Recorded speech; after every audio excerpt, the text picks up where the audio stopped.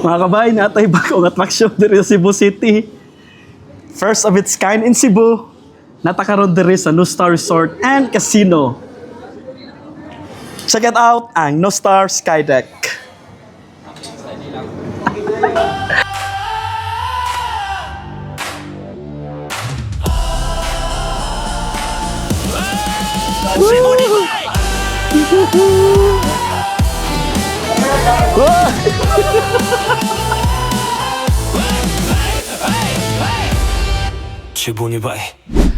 Wow! Imagine by glass walkway siya.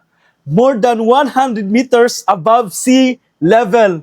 Meaning, mura kag naglakaw sa ibabaw sa city. Grabe! Tanawa ninyo, the view is amazing. Makita nimo ang beautiful skyline sa Cebu City, ang coastline, ug even the iconic Cebu Cordova Link Expressway.